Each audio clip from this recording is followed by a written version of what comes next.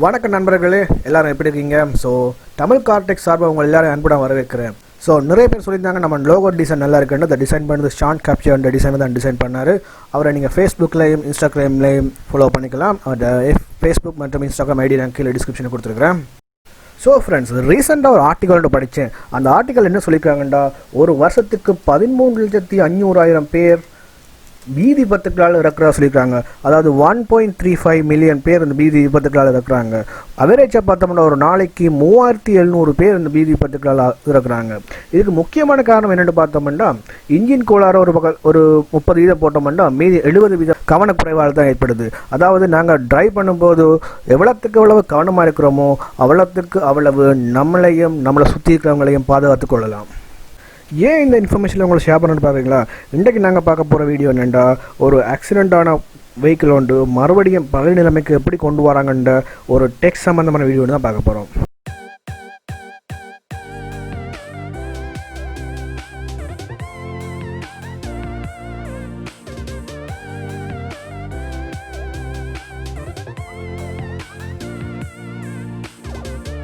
So video பார்க்குறதுக்கு முதல் இதுவரைக்கும் நீங்கள் எங்கள் சேனலை சப்ஸ்கிரைப் பண்ணாதீங்க, சப்ஸ்கிரைப் பண்ணிக்கொள்ளுங்க.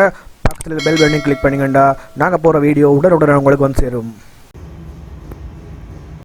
ஸோ இந்த வாகனத்தின் இந்த டேமேஜான பகுதியை தான் இவங்க எப்படி மறுபடியும் இதே ரீப்ளேஸ் பண்ணி இதே மாதிரி பழைய மாதிரி கொண்டு வராங்கன்ற பற்றி தான் பார்க்க போகிறோம். இது வந்து ரோட் ஆக்சிடென்ட் இல்லை, நண்பர் எங்கேயோ ரிவர்ஸ் எடுக்கும்போது தான் கொண்டு அடிபட்டுருக்குது. இது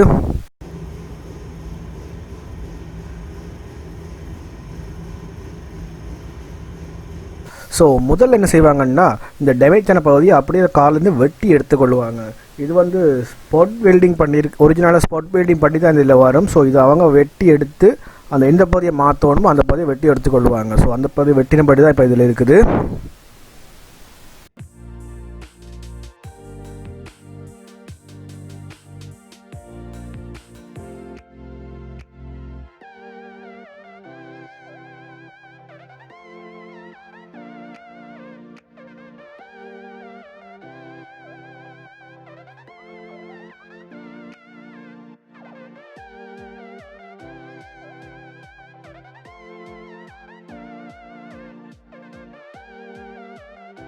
ஸோ அடுத்ததாக இந்த வெட்டி எடுத்த பார்ட்ஸுக்கு ரீப்ளேஸ் பார்ட்ஸ் எடுக்கிறாங்க. ஸோ இது வந்து ஜெனுவின் பார்ட்ஸாகவும் இருக்குது, டூப்ளிகேட் பார்ட்ஸும் இருக்குது. ஸோ அது கார் ஓனரை பொறுத்தது. அவர் ஜெனுவின் போட இருந்தால் ஜெனுவின் போட்டுக்கொள்ளலாம், டூப்ளிகேட்ஸ் போட இருந்தால் டூப்ளிகேட்ஸ் போட்டுக்கலாம். ஸோ இது வந்து ஜெனுவின் ஒன். ஸோ இதுதான் மேட் இன் ஜெர்மனின்னு காட்டியிருக்கு.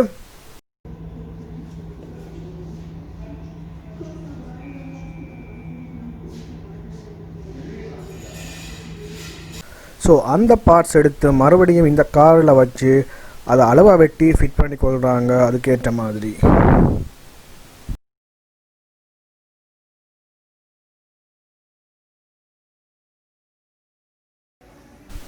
இப்போ பார்த்தீங்கன்னா இந்த காரோட ஃபுல் பகுதியும் பொலித்தீன் கவரால் கவர் பண்ணியிருக்குது. அதை நான் ரீப்ளேஸ்மெண்ட் பகுதி மட்டும் கவர் பண்ணியில்லை.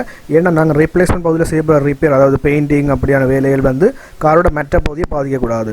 ஸோ இப்போ இந்த காரில் அந்த புதுசாக ஃபிட் பண்ண இடத்துக்கும் பழைய இடத்துக்கும் சின்ன கேப் பண்ண தெரியும். அந்த கேப்பை வந்து தெரியாமல் செய்கிறதுக்காக பேஸ்ட்டு வச்சு வெட்டி இருக்கிறாங்க. ஸோ எல்லா இடத்துலையும் பேஸ்ட் வந்து இந்த இடத்துல எல்லாம் பழைய இடத்துக்கும் புது இடத்துக்கும் கேப் தெரியும். ஸோ அந்த இடத்துக்கெல்லாம் தேடி அதுக்கெல்லாம் பேஸ்ட் வச்சு வெட்டியிருக்காங்க.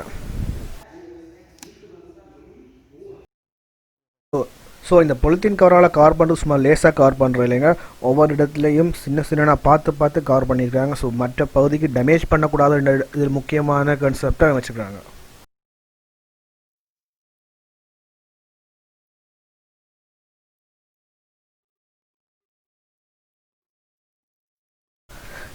இந்த இடத்துல தான் ஸ்பாட் பில்டிங் பண்ணுறது, அதாவது புது பார்ட்ஸையும் காரோட டேமேஜ் ஸ்பாட் பில்டிங் பண்ணுறது. ஸோ இப்படி பண்ணுறது மூலமாக இது வந்து பழைய மாதிரி தான் இருக்கும். ஸோ வித்தியாசம் தெரியாது. இது ஸ்பாட் பில்டிங்னு சொல்லுவாங்க.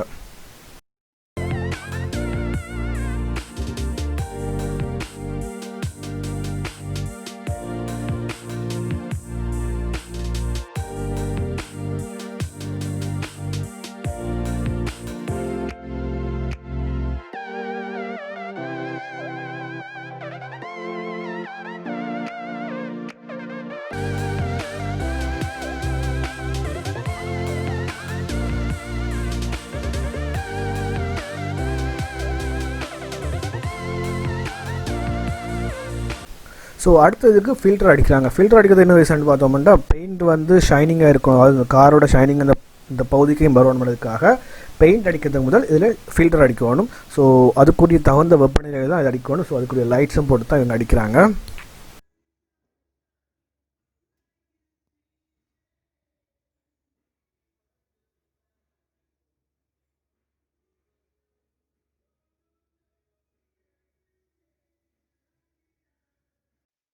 ஸோ ஃபில்டர் அடித்ததுக்கப்புறம் மறுபடியும் இந்த ஃபில்டரை வெட்டி எடுக்கிறாங்க, அதாவது ஷைன் பேப்பர் மூலம் வெட்டி எடுக்கிறாங்க. அது ஃபில்டர் அடிக்கும்போது பார்த்தீங்கன்னா ரெட் கலரில் வந்துருக்கு, இப்போ பிளாக் கலரில் இருக்குது மறுபடியும். ஸோ இப்போ அதை பெயிண்ட் அடிக்கிறது இந்த ஃபில்டரை வெட்டி எடுக்கணும்.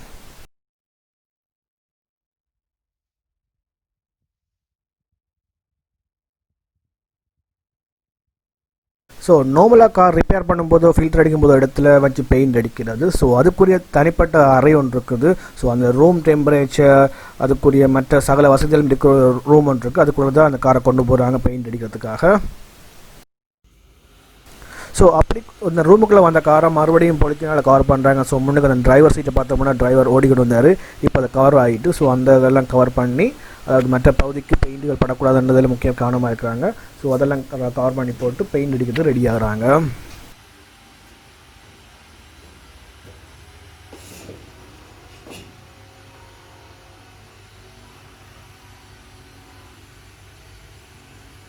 ஸோ அடுத்து என்ன, நம்ம பெயிண்டர் வந்துட்டார், இப்போ பெயிண்ட் அடிக்க ரெடி ஆகிறாரு.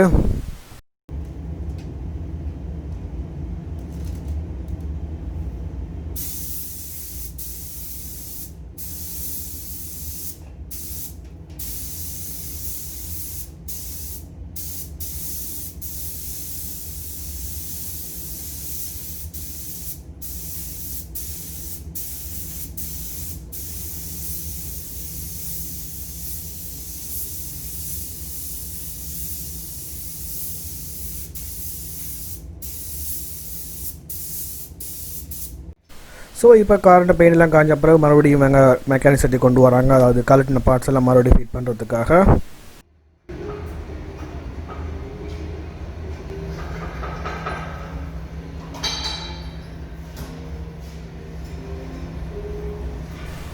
இப்போ பார்த்தீங்கன்னா இந்த கார் ஆக்சிடென்ட் ஆச்சுன்ட்டு எனக்கே டவுட்டாக இருக்குது. நான் முதல் பார்த்து ஆக்சிடென்ட் பண்ண காராண்டு. ஸோ இந்த காரை பழைய நிலைமை கொண்டு வந்துட்டாங்க. ஸோ ஆக்சிடெண்டான இடமே தெரியாமல் மறுபடியும் பழைய நிலைமை கொண்டு வந்துட்டாங்க. பட் நம்ம மனித வாழ்க்கையோ இல்லை நம்ம மனித உடம்போ இப்படி காரை மாதிரி பழைய நிலைமை கொண்டு வர இயலாது. ஸோ எப்போயுமே நான் ஆரம்பத்தில் சொன்ன மாதிரி ட்ரைவ் பண்ணும்போது கவனமாக நிதானமாக ட்ரைவ் பண்ணுங்கள், please please please. So friends, இந்த வீடியோ உங்களுக்கு பிடிச்சிக்கும்னு நினைக்கிறேன். பிடிச்சிருந்தா ஃப்ரெண்ட்ஸோட ஷேர் பண்ணுங்கள், எங்கள் வீடியோவை சப்போர்ட் பண்ணுங்கள். இது வரைக்கும் சப்ஸ்கிரைப் பண்ணாங்க, சப்ஸ்கிரைப் பண்ணிக்கொள்ளுங்கள். Thank you friends. இன்னொரு வீடியோவில் உங்களுக்கு சந்திக்கிறேன். அது வரைக்கும் see you friends, டாடா.